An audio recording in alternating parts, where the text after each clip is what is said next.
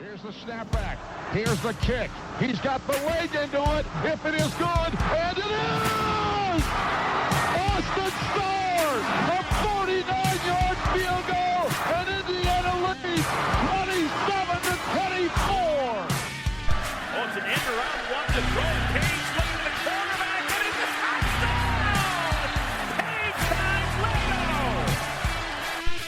Penix rolling out of the pocket to a strong hand. Delivers deep down the field. Caught, touchdown! Fry Fogel again.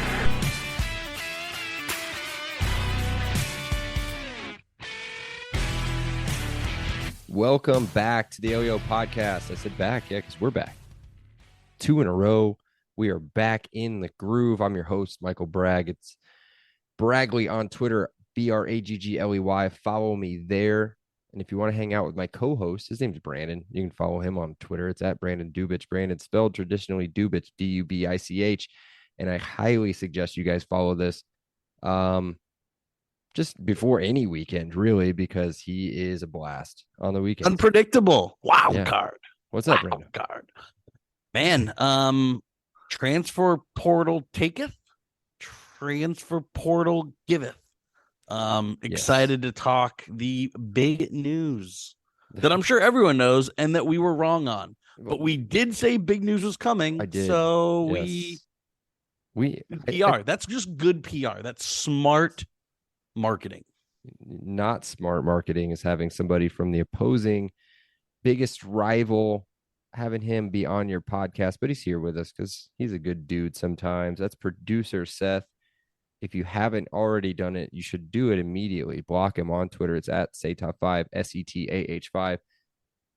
If you're driving, just pull over and do it safe. But yeah, do it there. What's up, Seth? So you admit we're rivals? At least in football, right? But in basketball, yeah. I didn't say that we weren't rivals. I'm just saying, like, I'm not worried about Purdue. I just thought that, from a basketball standpoint, IU had national rivals that superseded Purdue. And we're back, man. The likes of Kentucky and Kansas and Arizona and North Carolina. Thought they were. Hey, that's their true rivals, right? Yeah, we would have gone 2-2 in that. We would have gone 2-2 in that this year. But one of those people are too afraid to play us, Seth. They're too afraid. So real quick on that, there's nothing to do with this podcast, but I know Michael has a younger brother. I have 2 younger brothers. Do you have any younger siblings? I'm the baby. You're the baby. Okay, so that's probably why you don't get it.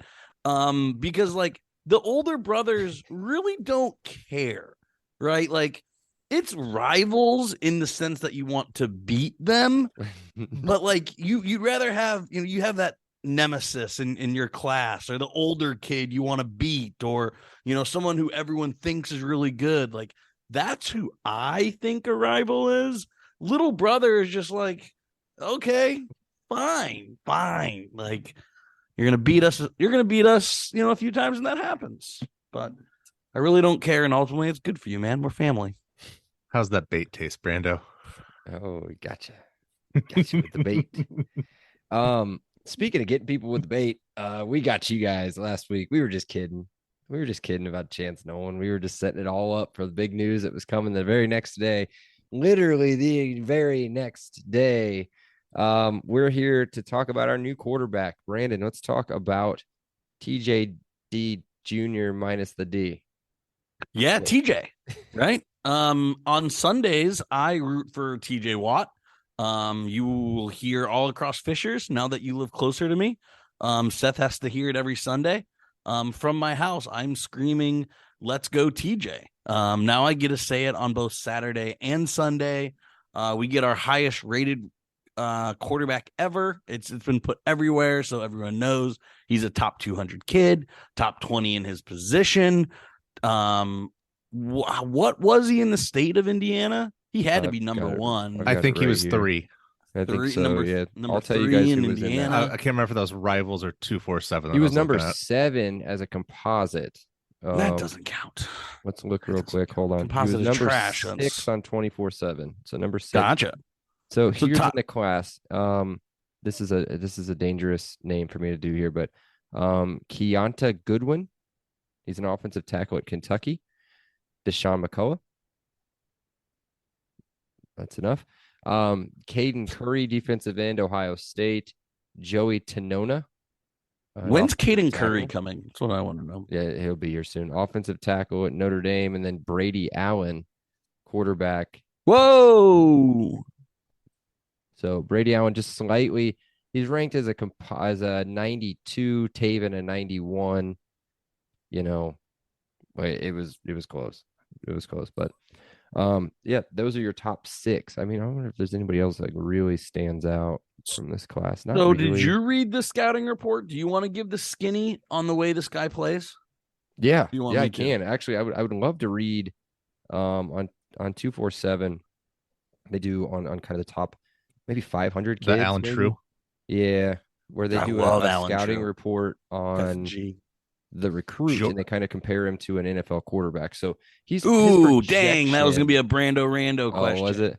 Yeah, it's okay though. We can save it. We can save it. But I know the answer now. But we can save that. Either way, from what I've seen, I've watched a decent amount of highlight tape from him at Center Grove, and then a couple things that those crazy Tennessee fans put up because they like get up in the trees and watch practice and stuff like that. So that was more Texas, wasn't it? Practice. Yeah, I think so. I don't know.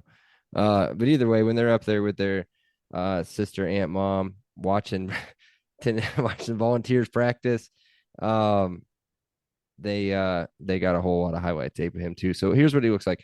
The dude can move in the pocket. He can run. He has a quick release and is a quick mind. So he doesn't really hold the football, at least from what I've seen. Now, granted, it's highlight tape. So doesn't really hold the football. Really smooth, I guess I would say, in both actions. Throwing the football, it's almost like that, kind of like a right-handed Michael Penix. Real smooth, just like quick wrist release. But his running is what's impressive to me. The way his mechanics look when he runs the football just looks like an athlete. Like he's not forcing, like a choppy run or anything. So I'm excited, and he's big. He's big. I mean, he's listed at 6'3", 200 coming out of high school, but he's definitely grown since then. I mean, if you look at him and TJD next to each other, in the picture just taken this weekend,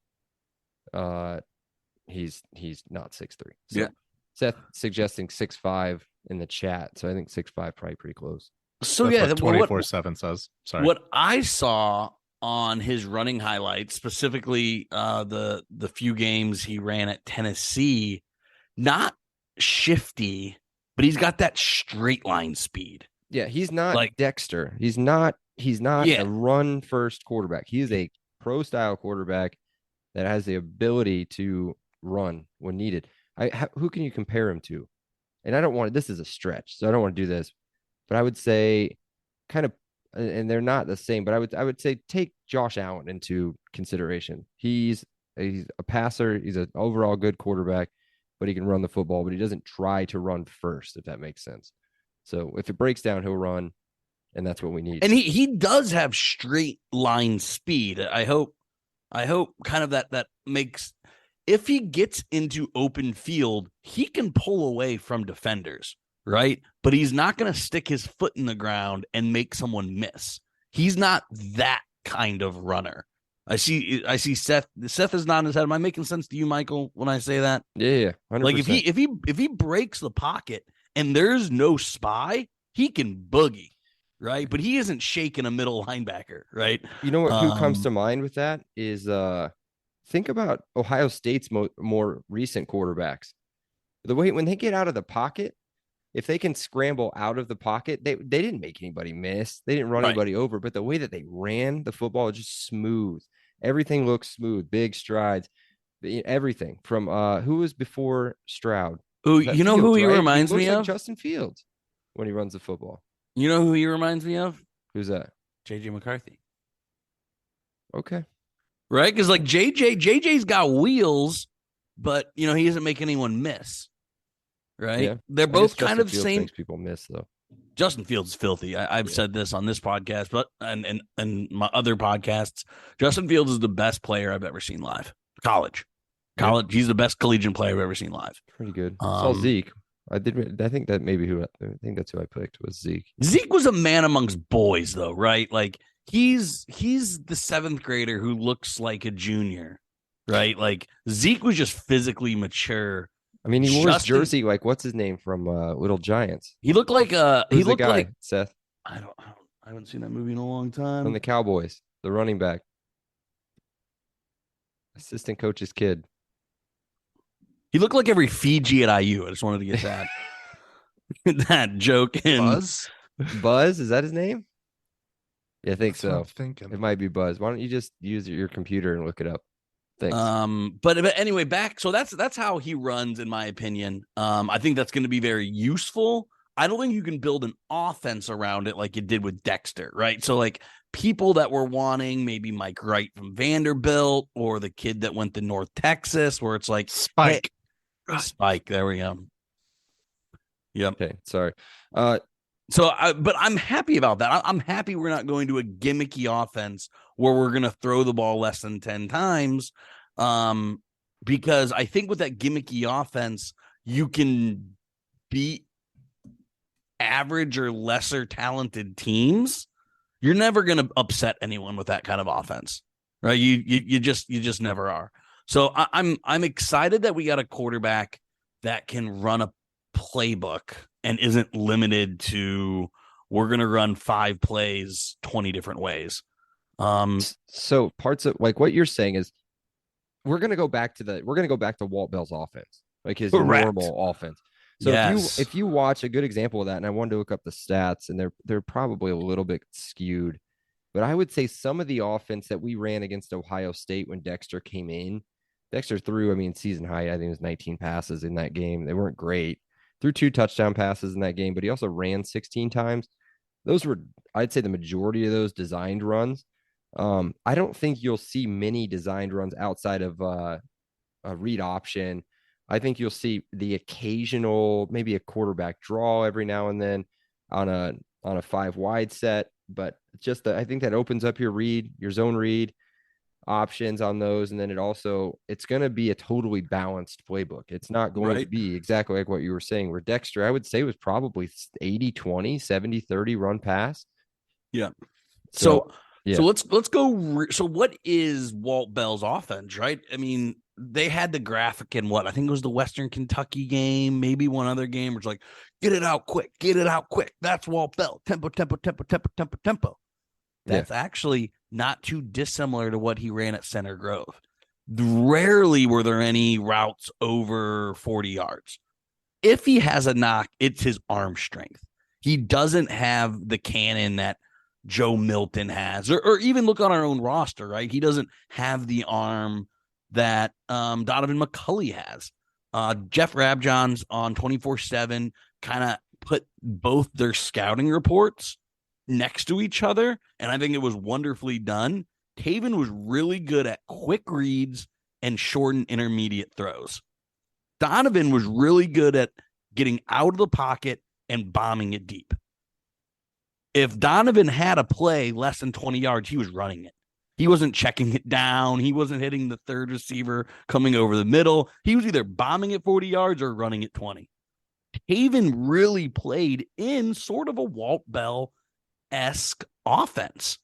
So that I think that the fit, to use an overused word, is what I like the best about this. Okay. Well, let's talk we don't know anything. Like last week we talked about really knowing something, and then we fooled you guys and told you something else that we already knew was right. But let's talk possible QB2. But before we do that, Brandon, I got a good question. Okay, I thought about this. Hit me with your best shot. If we think that we've filled the quarterback position, what's next? And have we filled it as far as importance? What's the next most important position? And have we filled it yet? And I've got an answer. I've got an answer on what I think it is. Cool. I think it's still QB2.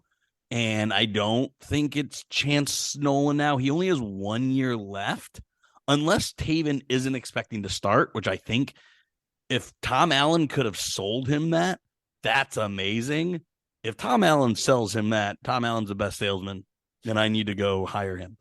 But I think TAYVEN came here with a promise to start. I would love a bridge quarterback. That I think would be the best. I think we probably get one coming out of spring ball, right? A guy who knows he's a number 2 or knows he's a number 3 at a bigger school, and he just wants to come in and compete, right? Like a Jack Tuttle situation where he knows he's going to be QB2 and he's okay with being QB2 because he's, tired of his old school and wants a new school. So I actually don't think the QB2 situation, when spring practice, like the last spring game, early April, mid-April? It's around April, yeah. April-ish. So I don't think we have our QB2 until probably April or May, right? I think this is gonna drag out a while. So who starts on the opposite side in the spring game? So if you're assuming that Sorsby. Okay. Okay. Could be Lowry. I mean, you split Lowry. them with the second team, right? I mean, I think it's an open competition for QB2, right? Yeah. Whatever that means. But you cannot go into the season with 3 quarterbacks. We talked on this podcast about the curse. Yeah. What if just trying to look, who's the top rated quarterback that's still available? We don't even have to look it up. Spencer Sanders. I have it pulled up. So let's say Spencer Sanders wants to come. You don't take that, right? No. Okay. No. Just double checking. All right. My answer is defensive end. A pass rushing defensive end, somebody that can put pressure on from the edge. And I do think we filled it so far with Andre Carter. So the transfer from Western Michigan. So again, not to be a walking billboard for pigs, but we have 7 more scholarships. If CO comes back, 8 scholarships if CO doesn't come back. Matt Weaver put down a great article. I won't steal the whole article. But the number 2 position that he saw that we would go out to get, quarterback was number 1. And edge rusher was number 2. So yeah, if they want to fill that direct McCullough, so he said he wouldn't be surprised if there's 2 more edge rushers added. Okay. One in high school, one from the portal. He said that would be the ideal balance.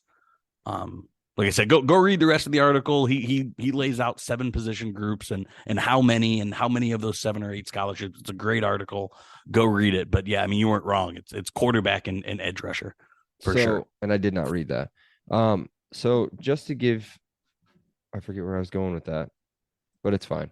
What I was going to say was like, a lot of people, they see AJ Barner leave, they see Jack Tuttle leave, they see McCullough leave.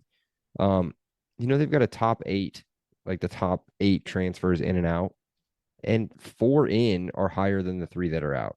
So McCullough's out, but Andre Carter's in. Same exact ranking on the transfer, by the way. Both 4 stars, both 93s. AJ Barner's out. EJ Williams, the wide receiver from Clemson, is in. And then Jameer Johnson's in. But then Chris Keys, they've got listed at 6. Jack Tuttle at 7. But then Max Longman, the offensive tackle transfer from UMass.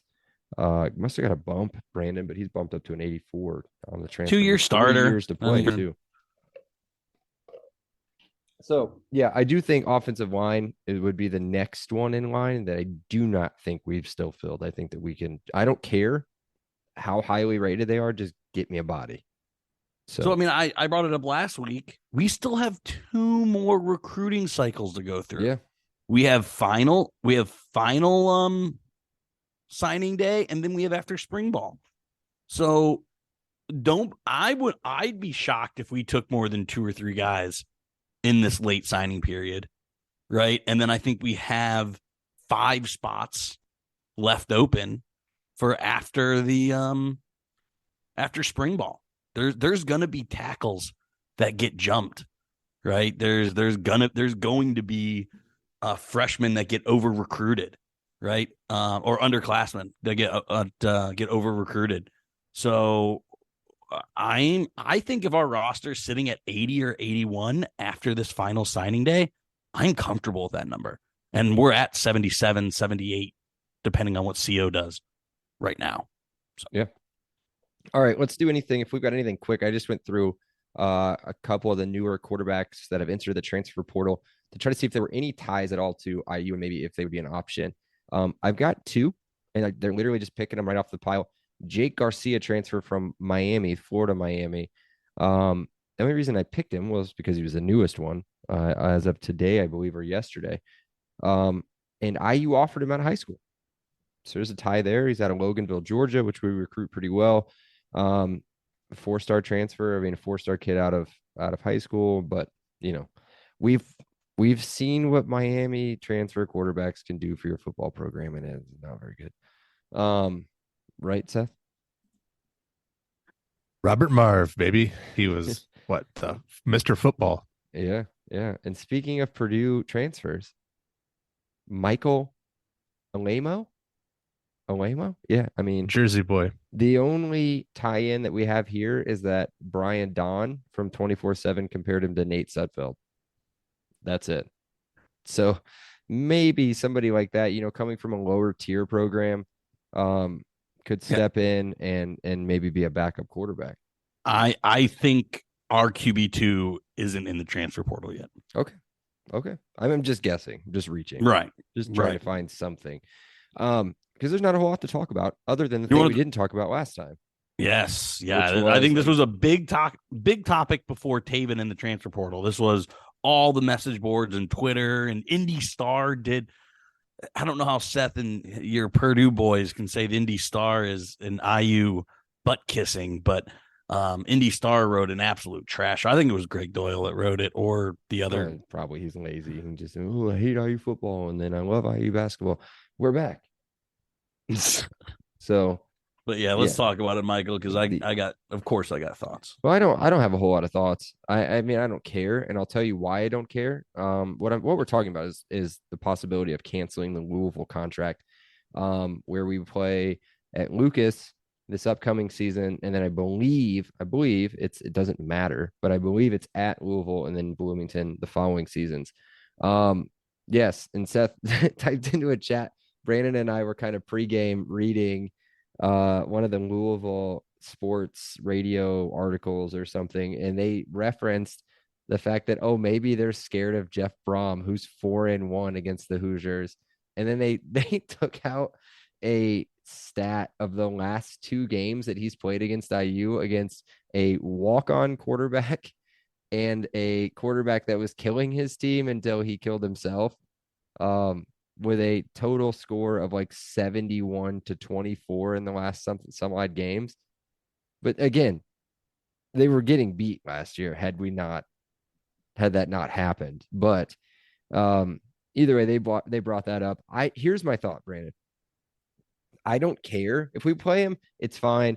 I don't think they're that good of a program.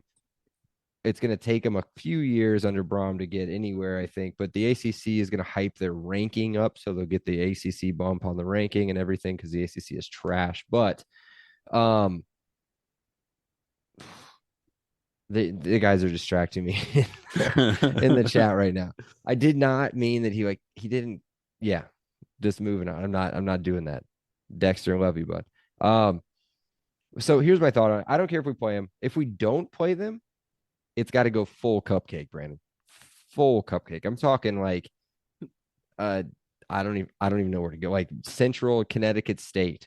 Like it's got to go full cupcake. And the reason being is we play 9 Big Ten games every season.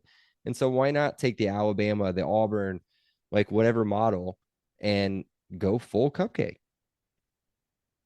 So, what did Michigan do this year in football? Hawaii. Where did they go? You want me to?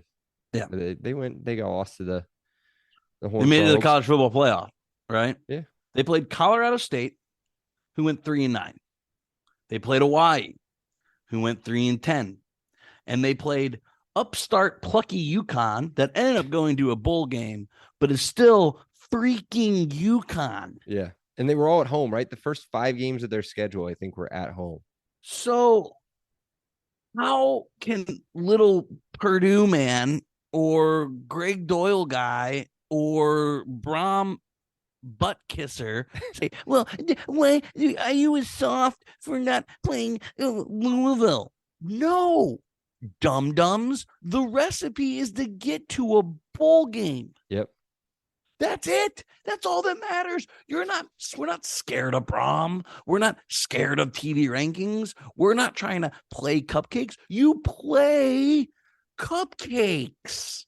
You don't play for the fans. The fans are going to get excited to go to a bowl game. You know what fans are going to get mad at?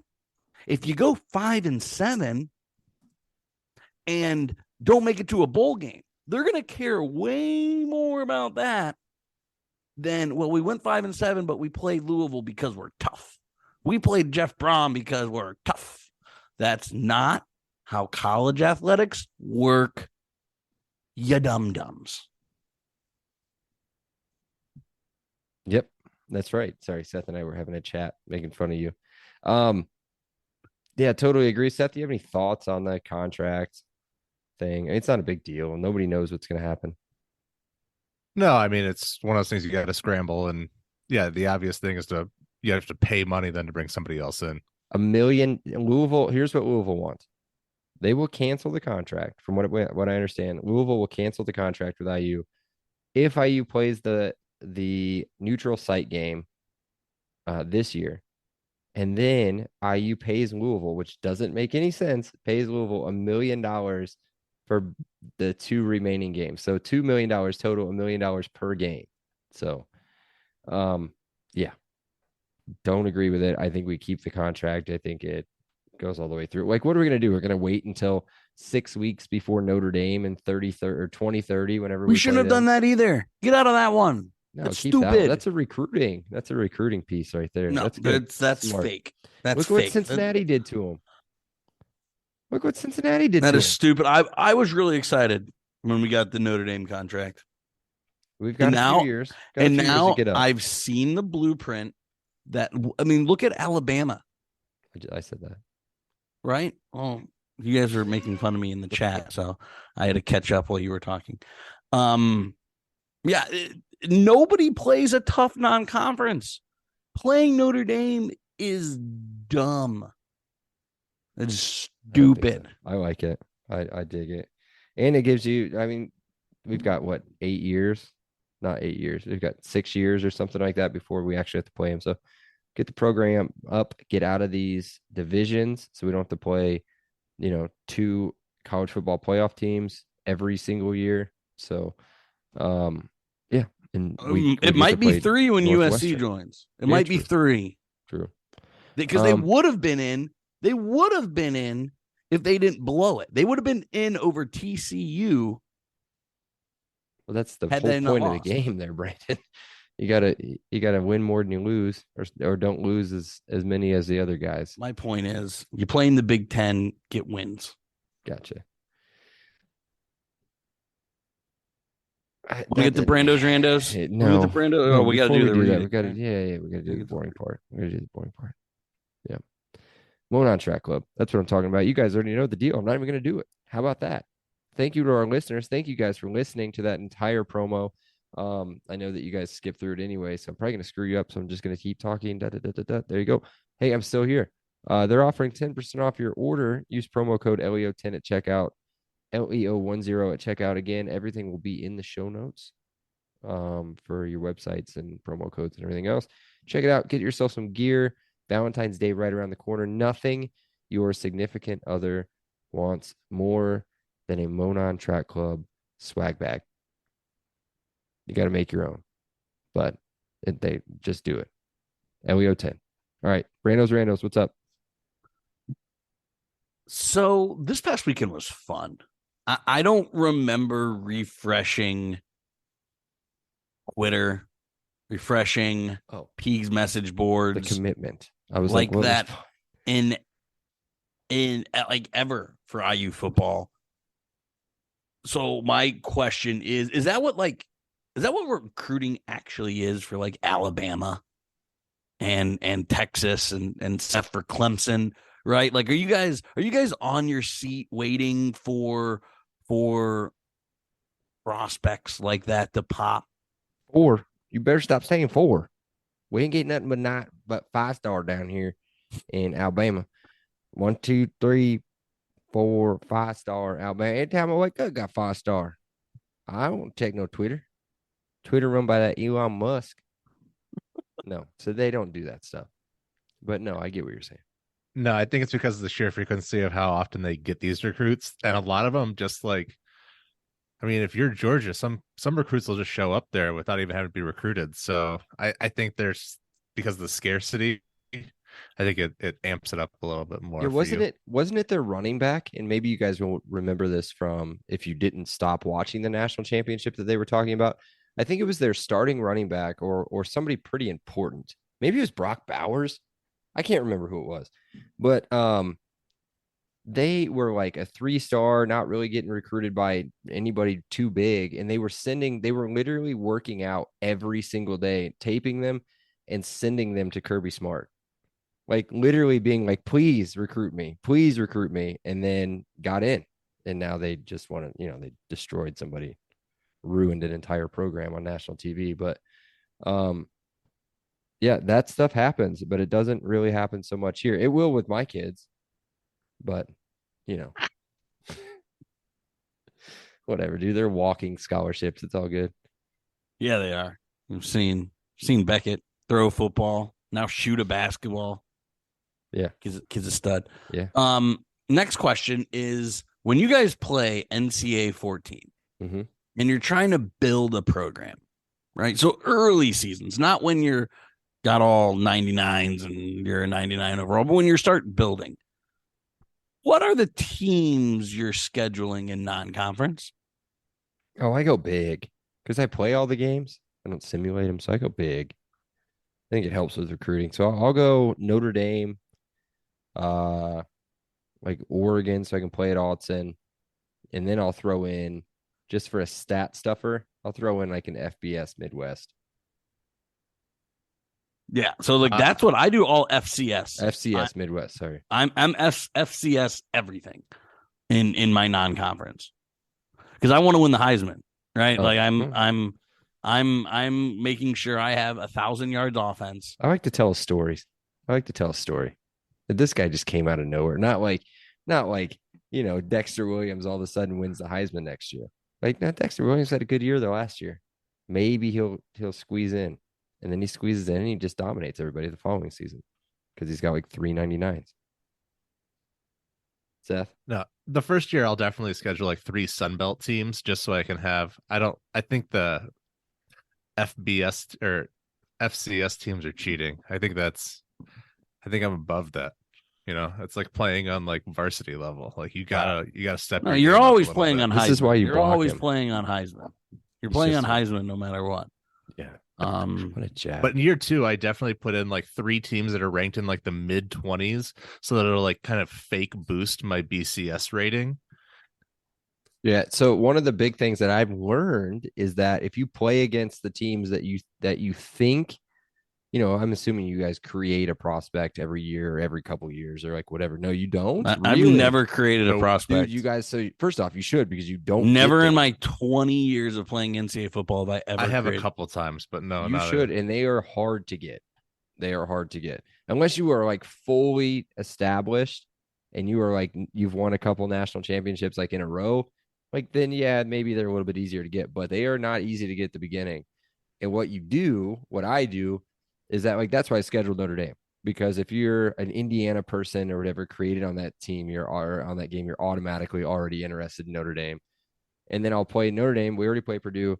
I'll play like Ohio State, or not Ohio State. We already play Ohio State. I'll play like Alabama and some other like Georgia maybe or something.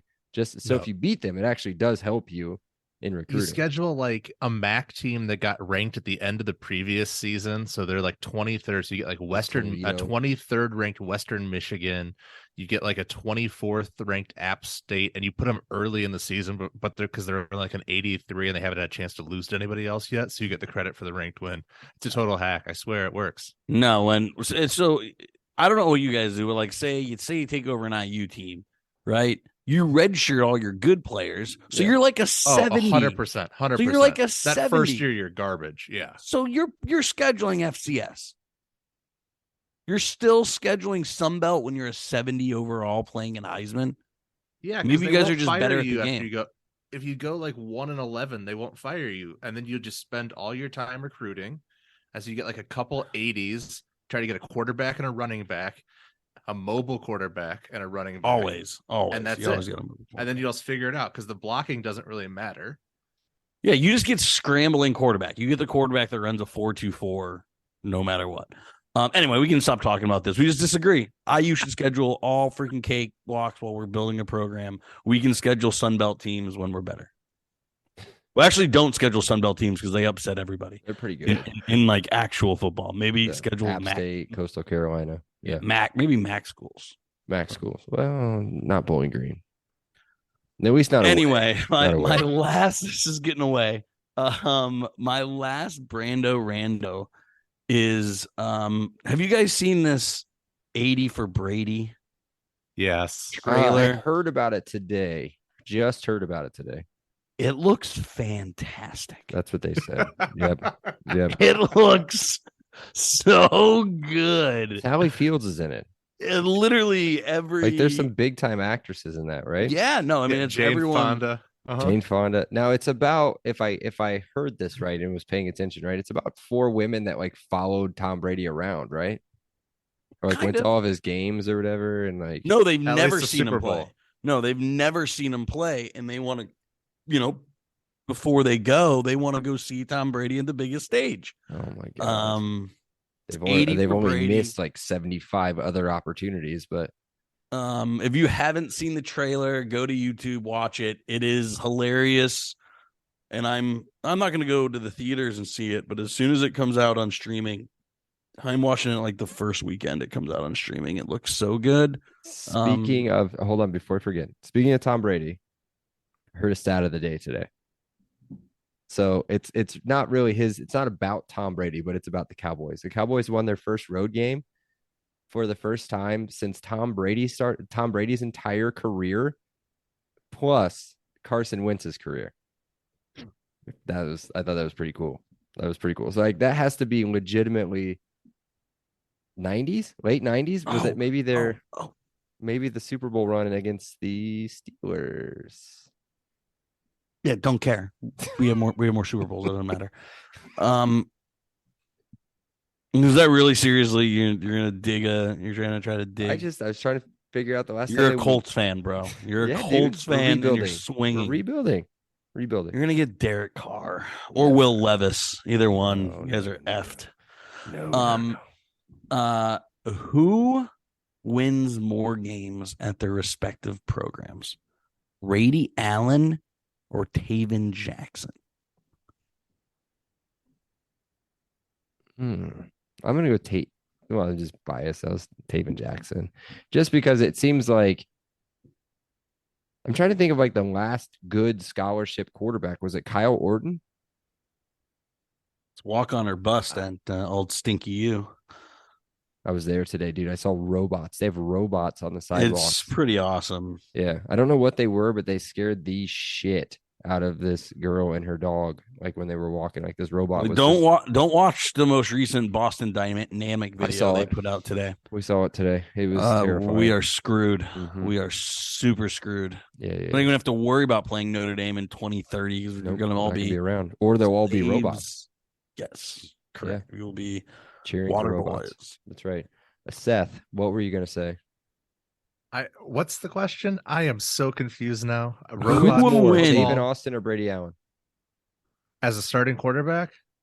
Yeah. Obviously, you have to start the game to get a win. Yeah, it's not Allen because Card's starting for 2 years. Oh, yeah. So from sheer opportunity, it would be leftover Davis. From Texas. That's right. All right. All right. Sure. You're taking the volume approach. Part of me hopes Card gets beat out, but I think they're going to give him every single opportunity to start. Who will be more important for their program? Brady Allen or TAYVEN Jackson? Why does Brady Allen come back if he's not going to play? Dude, your guess is as good as mine. But I know Ole Miss just landed the stud from LSU. Yeah, Walker Howard. Yeah, mm-hmm. The what? The guy that was just a quarterback against No, the guy that like the first Dan Brian Kelly. Kelly thing. Yeah, that they one. did Yeah, the weird the guy who spinning got camera. Gotcha. grinded on. I don't know how to verbalize that. Yeah. Grinding. Yep. Ding. Yeah, Classic. I don't know. It just depends. I think that the bigger needle mover potentially would be Davis, just because. I mean, if he turns him into a 7 or 8 win team, that's Davis. He doesn't have a Davis. Jackson. Who? It's just Jackson. It's just there's no. Yeah. I think that's a bigger culturally move of the needle. So I think that would probably have a bigger legacy move, because even if Brady Allen wins 8 or 9 games, that's just another Purdue quarterback. Oh, Daryl Hazel. Okay, cool. That's it, right? He's a Sean That's Robinson it. anymore. That's all I got. Let's Yeah, get into right. his. All right, let's get into your sack. What do you got, Seth? All right. So let's talk Kevin Warren for a little bit. Let's not. Yes, the Arlington Heights Bears. The Chicagoland Bears. The Bears of Arlington Heights. Oh God. We're in beautiful suburban Arlington Heights. Can they do a Los Angeles Angels of Anaheim? Yeah, I don't know. Like Chicago Bears of Arlington Heights. That's exactly what it'll be. How is he, aside from moving the team to Arlington Heights and probably putting a dome stadium, just because that's ridiculous. How else is he going to ruin my beloved Bears? Oh, you're trading Fields and the number 1 pick. No, not now. They were going to, but not anymore. Not now. They're fine. They're not Fields is going to be a top 5 quarterback someday in the league. Yeah, he'll be fine. Fields is incredible. So the smart move. If Lamar can win MVP, Justin Fields is a better quarterback than Lamar Jackson, but who also might be the Colts drafting next. Kevin Whites and stuff like that, though. Yeah, there you go. Yeah, Kevin Warren sucks, bro. You're gonna ride this roller coaster, and this roller coaster only goes down. So here's the argument for Seth, and I don't even know if you've heard this. Here's the argument for trading Justin Fields is that you just draft Bryce Young, and you restart your salary the rookie contract. Yep, I know. So the Bears haven't had a quarterback since 1965. So why are we gambling? That's the only why do all of a sudden we think that, oh, this one's got potential and let's go ahead and scrap him and start the clock all over again? Doesn't make any sense. Just build around it. Build around him. You've got a good running back. I think you have one good receiver, a decent tight end, and it should be a good quarterback. But how about you build an offensive line around him? So I was going to say, and if you're going to run 40 times, you better have a Pro Bowl caliber offensive lineman or two. Yeah. Okay. How did this turn into a Brando's Randos?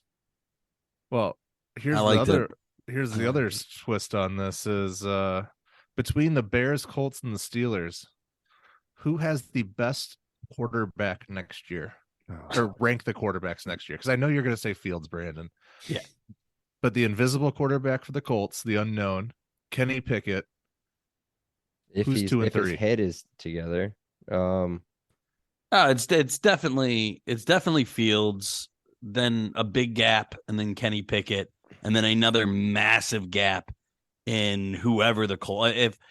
Unless the Colts can somehow get C.J. Stroud, who I think could be pretty good. He is Ohio State quarterback. C.J. Stroud could be pretty good. You just talked about how good Justin Fields was. There's no way after having no Ohio State quarterbacks, they produce back-to-back pro quarterbacks. There's no way, right? C.J. Stroud isn't even in the same galaxy. Did you see what he did to that Georgia in defense? the same galaxy as Justin Fields? But I do feel like C.J. Stroud could be pretty good, but they're not going to get C.J. Stroud, right? They're going to get Will Levis, who will be a bust. Or they'll get Bryce Young, who's my height. And I'm a short person. I'm not short. I'm USA average 5'9". Bryce Young is as tall as me. He is as tall as me. Okay. That's not what's happening. That's not what's happening. Or you're going to the Bears are taking Anderson. And then you get Young going at 1. Who else are you going to take at 1? You're going to take the Paris we're Johnson? Not trading? Okay. No. We need picks. And then whoever's at 3 doesn't need the Cardinals don't need a quarterback. Stroud falls to the Colts. So yes, they do.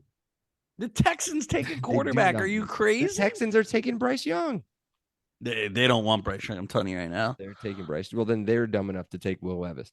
But either way, it doesn't matter. It is Fields a slight difference just because he's a true freshman, true rookie for Stroud. And then I'm not even sure Kenny Pickett knows how to get to the facility anymore with the amount of concussions that he's had with that stupid haircut. But I guess he's on the list somewhere. If he can find his way to the facility to actually make it onto the field, then we'll put him on the list.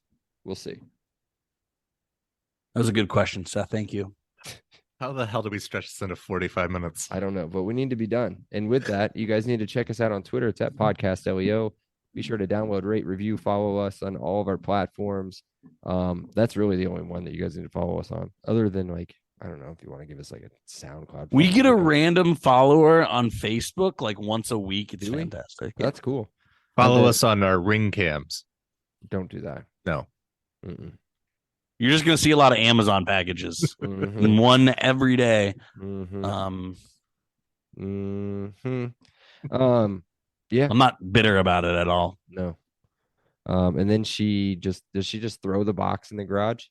Doesn't break it down? Just throws the box in the garage? No, Full it box? sits next to the recycling. Honey, can you take out the recycling? Yeah.